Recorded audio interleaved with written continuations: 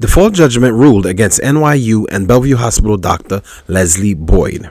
In April of 2023, New York State Supreme Court Justice Judge Stroth granted the plaintiff Richard Thomas's motion for default judgment against Dr. Leslie Boyd.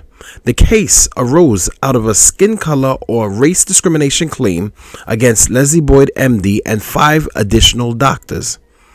The plaintiff, Richard Thomas, filed a discrimination claim against Leslie Boyd and the other doctors on behalf of his mother, Vesta Thomas, and himself.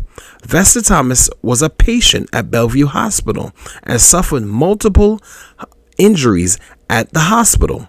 Leslie Boyd and other doctors claimed that Vesta Thomas's injuries were due to Thomas falling off of a radiology table.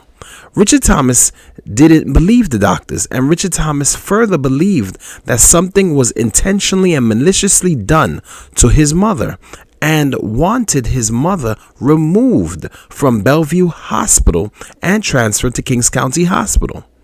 As Thomas pleaded for a transfer, Thomas was denied a transfer by Leslie Boyd and multiple doctors in order to cover up their medical malpractice and intentional, malicious, and negligent acts. Thomas filed a lawsuit against the doctors in the fall of 2021 for discrimination, unlawful imprisonment, emotional distress, and more.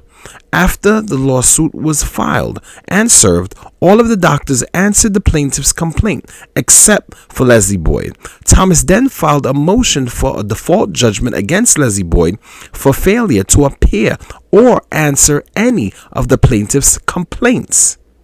The judge decided to dismiss the plaintiff's claims on behalf of his mother without prejudice against Leslie Boyd because the plaintiff didn't have letters of administration to officially represent his mother's estate, which can later be filed again after Thomas received the necessary letters of administration.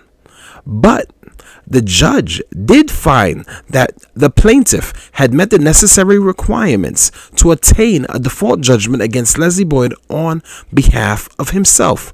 The defendant, Leslie Boyd, failed to appear or answer the complaint, and Boyd's original attorney claimed that it was law office failure for not answering the complaint, and Leslie Boyd and her new attorneys failed to show up for court.